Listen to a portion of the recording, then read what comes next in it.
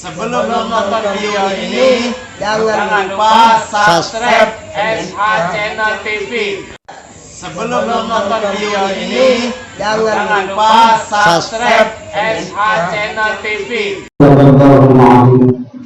Yang saya hormati para alim ulama, para tokoh masyarakat, aparatur pemerintah, baik ketua RT, yang saya hormati juga bapak-bapak dan ibu-ibu jamaah Masjid Al-Ikhlas. Mudah-mudahan hati kita selalu ikhlas dalam menjalankan perintah Allah Subhanahu wa Ta'ala.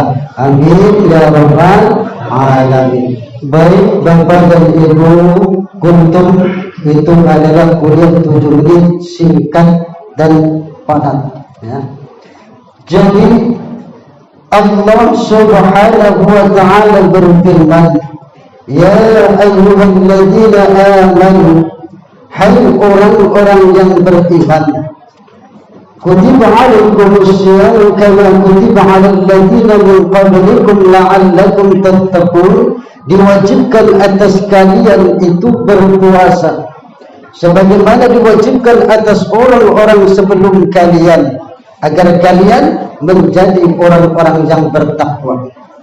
Siapa yang dipanggil oleh Allah Subhanahu wa Ta'ala, ya ayyuhalladzina amanu, hai orang-orang yang beriman, bukan ya ayyuhan nas, hai manusia. Tidak, yang dipanggil oleh Allah itu ya ayyuhalladzina amanu, hai orang-orang yang beriman. Siapa orang-orang yang beriman itu?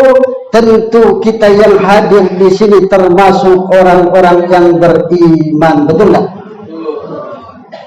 Kita yang hadir di sini termasuk orang-orang yang beriman, yang percaya akan adanya Allah, percaya akan adanya malaikat, percaya akan adanya rasul-rasul Allah, percaya akan kitab-kitab Allah, percaya akan adanya hari akhir, percaya akan qada dan qadar. Namun kita ada juga yang sering melakukan amal-amal perbuatan yang baik, kemudian di akhir hayatnya dia melakukan amalan perbuatan neraka, maka masuklah ia ke dalam neraka. Kemudian ada orang-orang yang melakukan amalan-amalan perbuatan neraka dari muda sampai tua, namun di akhir hayatnya dia melakukan amalan perbuatan surga, maka masuklah ia ke dalam neraka. Maka yang terpenting adalah akhir dari kehidupan kita. Kita beramal dari muda sampai dewasa sampai tua, beramal amalan surga, solat rajin, ibadah rajin, ngaji rajin dan lain sebagainya. Namun ketentuan Allah, kita melakukan amalan perbuatan neraka, maka kita masuk ke dalam neraka. Maka kita harus hati-hati dan waspada, ya. Hati-hati dan waspada agar kita memang benar-benar orang-orang yang istiqomah melakukan amal perbuatan yang baik, terutama di bulan Ramadan ini. Jangan sampai kita meninggalkan yang namanya puasa ini, karena inilah kewajiban kita. Bagi ibu-ibu itu wajib, ya. Tetapi kalau ibu-ibu, ada tak ibu-ibunya, ada ya? Aduh. Nah, ibu-ibu wajib melakukan puasa. Tetapi kalau ibu-ibu sedang haid, ya, itu diberikan keringanan, rukhsah oleh Allah Subhanahu wa Ta'ala. Mereka harus tidak berpuasa. Jangan mereka tetap berpuasa, haram hukumnya. Namun itu kelak diganti nanti. Kalau sudah selesai bulan Ramadan, diganti di hari-hari yang lain. Namun bagi kita seorang laki-laki, haruslah kita melaksanakan, ya. Jangan sampai kita karena alasan inilah, alasan itulah kita sampai tidak berpuasa. Terkecuali memang kita sakit berat, sakit parah, ya, itu memang tidak harus berpuasa.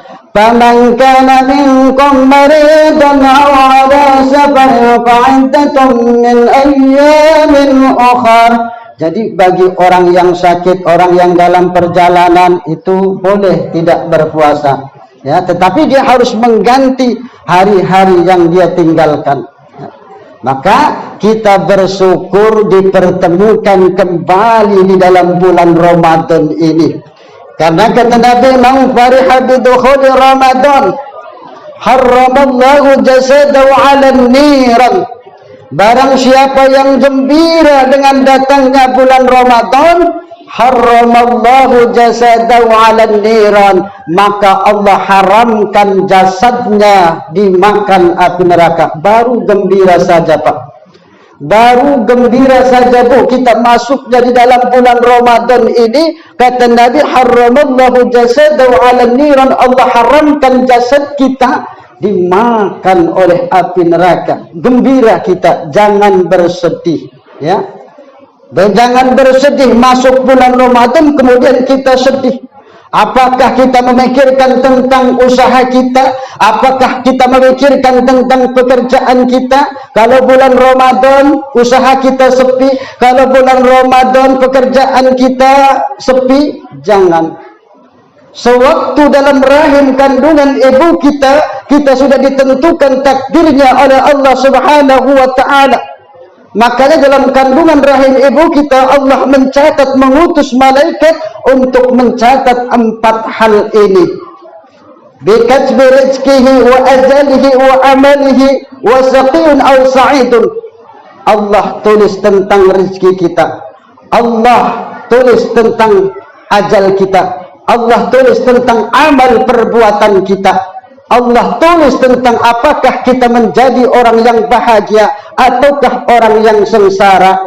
Makanya kalau orang yang hamil 4 bulan itu, itulah waktu nyawa ditiupkan ke dalam ruh, ya, ke dalam rahim ibu, yakni waktu umur 4 bulan itulah, ya, ruh mulai ditiupkan masuk ke dalam rahim ibu tersebut. Makanya ada yang selamatan 4 bulan, ya, karena waktu itu ruh sudah ditiupkan ke dalam kandungan dan ditulislah tentang nasib-nasib kita yang ini, ya, tentang rezeki kita, kemudian tentang ajal kita, kemudian tentang amal perbuatan kita, kemudian apakah kita ini orang yang bahagia, apakah kita ini orang yang sengsara. Itu sudah dituliskan, maka jangan bersedih, ya, apabila kita menemukan hal-hal yang tidak menyenangkan dalam hati kita, karena semua itu sudah ditentukan oleh Allah Subhanahu wa ta'ala. Maka sekarang di bulan Ramadan inilah kesempatan kita untuk memperbanyak amal soleh, untuk berbuat kebaikan, agar kita menjadi orang-orang yang bertakwa. La'allakum tattaqun, agar kita menjadi orang-orang yang bertakwa.